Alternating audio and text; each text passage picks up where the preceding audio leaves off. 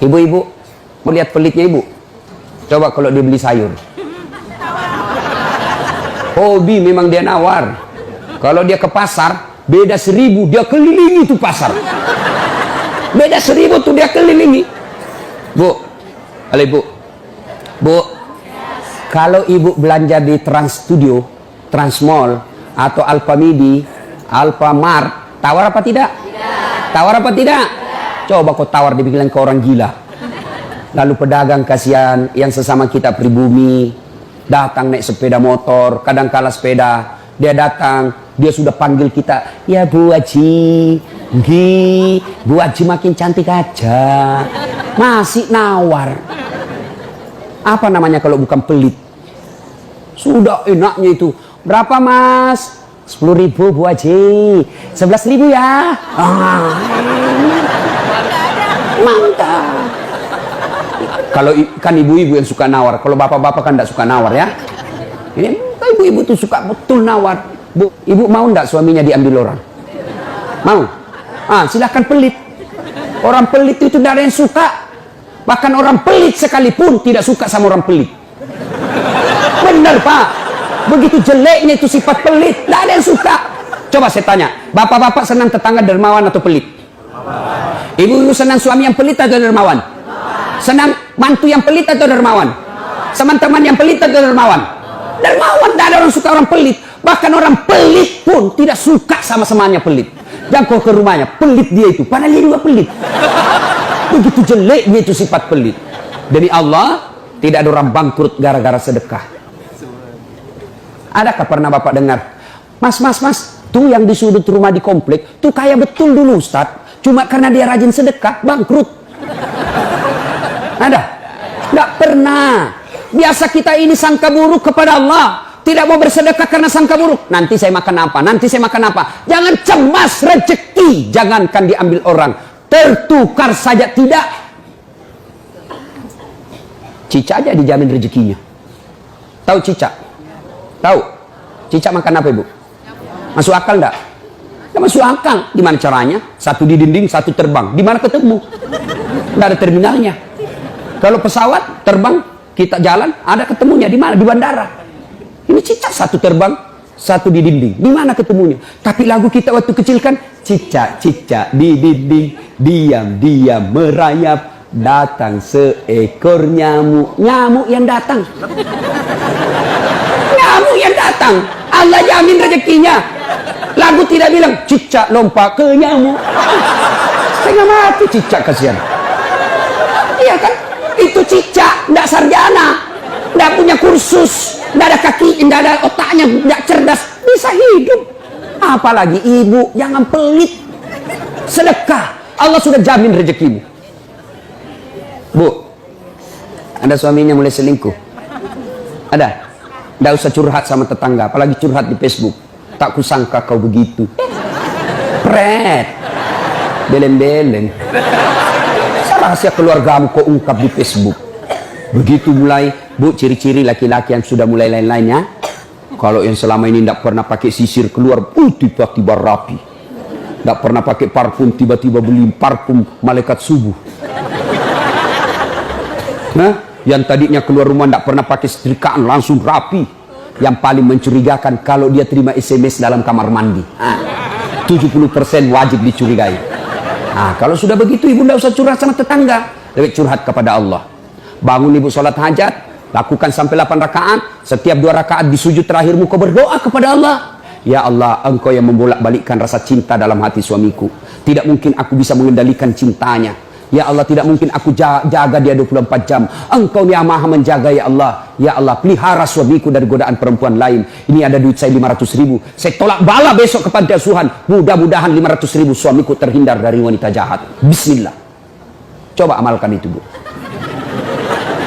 Coba amalkan.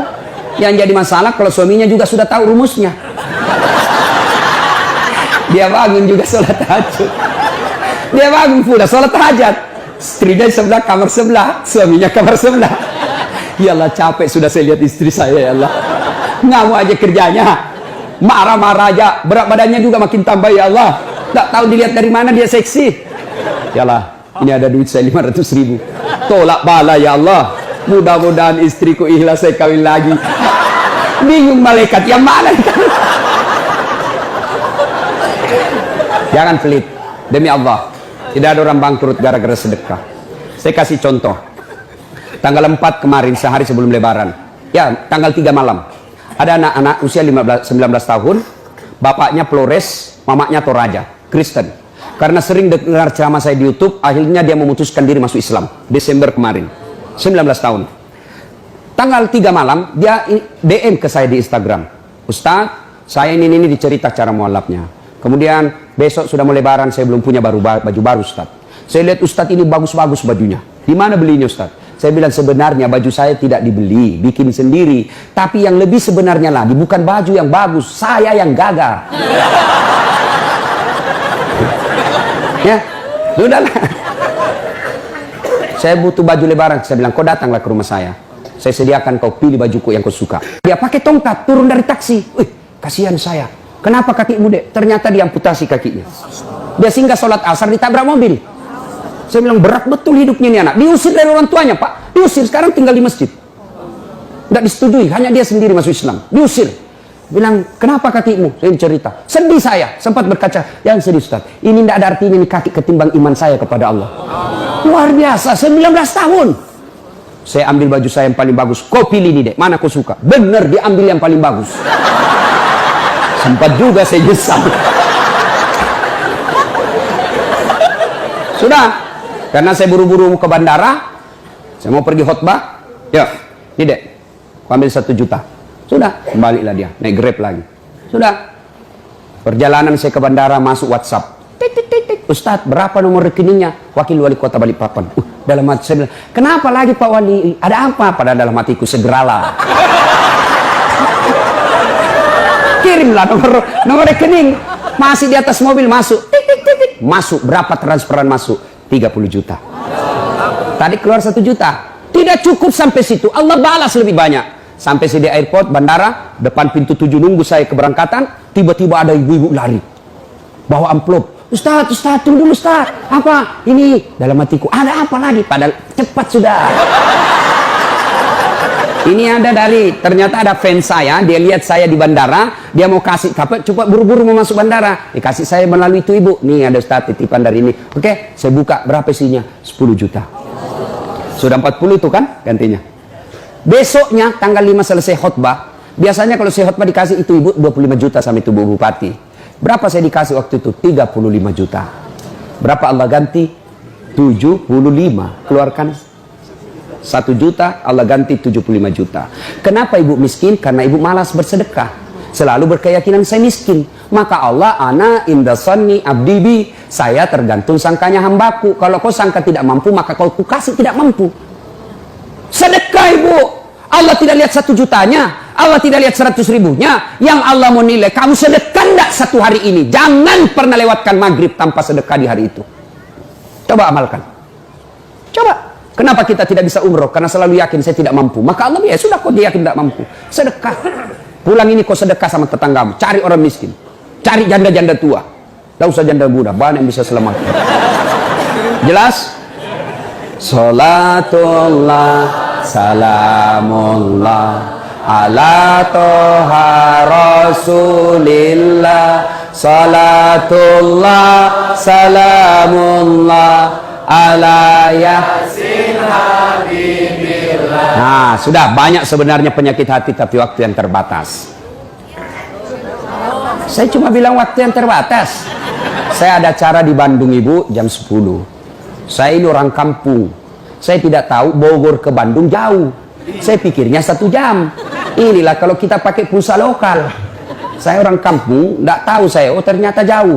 Nah saya harus segera selesaikan. Insya Allah kalau panitia ngundang saya lagi ke sini, saya datang lagi. Insya Allah ya. Nah, ini penyakit hati. Sekarang gimana cara mengobatinya? Ala bizikrillahi tatma'innul qulub. Ketahuilah dengan berzikir mengingat kepadaku, maka hatimu akan jadi tenang. Jadi kalau kita punya penyakit hati, maka datang di majelis zikir Al-Ihya ini. Ini salah satu caranya. Memang ibu tidak dapat voucher, memang ibu tidak dapat undian, tapi apa yang ibu dapat? Ilmu Tapi ilmu tidaklah terlalu menolong ketika ilmu itu tidak diamalkan.